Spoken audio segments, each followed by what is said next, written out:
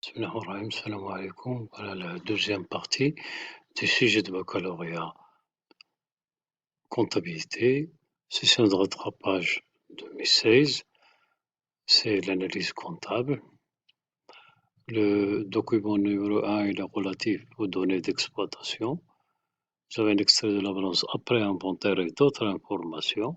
On vous demande de calculer les achats revendus de marchandises. Donc, sur le poste 611. Donc, le calcul sera fait à partir de l'extrait de la balance après inventaire. Nous avons trois comptes pour le poste 611. Donc, puisque c'est une balance après inventaire, on va faire les soldes débiteurs moins soldes créditeurs. Voilà, donc on trouve les achats revendus de marchandises. La marge sur coût variable. Pour trouver la marge sur coût variable, il faut d'abord trouver le coût variable. Donc le coût variable, la première composante, c'est les achats revendus de marchandises. Vous avez des charges variables autres que les achats revendus, donc on va ajouter ce montant-là.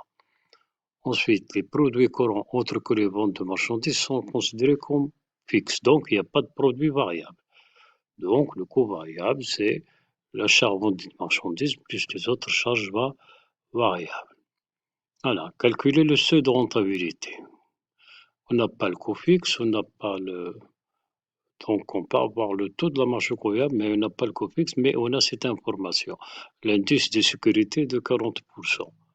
Donc, en ce qui concerne l'indice de sécurité, on a 40%. Donc, ça veut dire quoi l'indice de sécurité? C'est la marge de sécurité par rapport au chiffre d'affaires.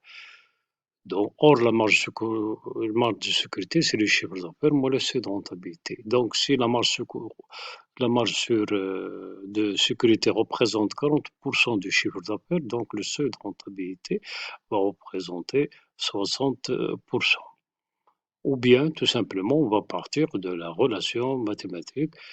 L'indice de sécurité, on a, c'est 0,40, est égal au chiffre d'affaires qu'on a, puisqu'on a le montant des ventes, moins ceux de rentabilité sur le chiffre d'affaires.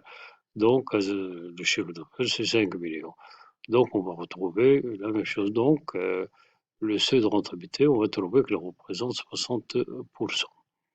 Voilà pour ce qui est de cette première question. Déterminer la date de réalisation, puisqu'on a le chiffre d'affaires, on a le seuil de rentabilité, on peut la déterminer. Maintenant, la deuxième partie, c'est l'analyse financière. Donc là, on vous donne un extrait du bilan financier, le total de l'actif est de 1 620 000, le total financier, les dettes à court terme 150 000 et donner un exemple de redressement faisant varier simultanément l'actif immobilisé et les capitaux. Donc on peut donner un exemple de plus-value ou bien un exemple de moins-value, tel que par exemple l'actif fictif, les non-valeurs. Voilà. Donc, ensuite, calculer pour l'exercice 2015 la valeur sur des dettes à long moyen terme. Donc là, il faut trouver le point de départ pour faire ces calculs. Donc, quelles sont les informations qu'on a? Ces informations-là, bien sûr, les informations qui sont dans ce tableau. Donc, le ratio de solvabilité. On a le ratio de solvabilité, c'est 3,6. On sait que le ratio de solvabilité, c'est le total de l'actif sur le total des dettes. Donc, on peut déjà déterminer, on a le ratio de solvabilité, 3,6. On a le total de l'actif, donc on peut déterminer le total des dettes. Donc, le total des dettes, c'est les dettes à long moyen terme plus dettes à court terme. Donc, ayant le total des dettes, ayant les dettes à court terme, on peut déterminer les dettes à long moyen terme. Troisième niveau, c'est déterminer les capitaux propres. Donc, on a le total de l'actif qui est en même temps égal au total du passif, c'est le total des bilans. Donc, le total du passif, c'est les capitaux propres plus les dettes à moyen terme plus les dettes à court terme.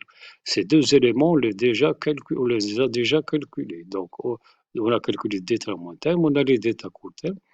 On a le total de l'actif qui est en même temps égal au total du passif, donc on va tirer le montant des capitaux propres. À partir de là, donc ratio de solvabilité, calculer le ratio d'autonomie financière, ayant les capitaux propres, Ayant le total des dettes, on peut calculer le ratio d'autonomie financière et voir son évolution. Donc, ça dépend du calcul qu'on va donc dans la mesure où le ratio de solvabilité a augmenté, généralement le ratio d'autonomie financière sera de même. Mmh. Donc là, le point, voilà. Par contre, en ce qui concerne le fonds de roulement liquidité, on constate qu'il a baissé. Voilà. Il peut poser une mesure qui pourrait améliorer le fonds de roulement liquidité. Bien sûr, donc le fonds de roulement liquidité, ça fait intervenir les capitaux permanents. Donc là, il faut essayer d'augmenter ces capitaux permanents. Voilà, donc voilà pour l'essentiel de ce qui concerne cette deuxième partie. Merci.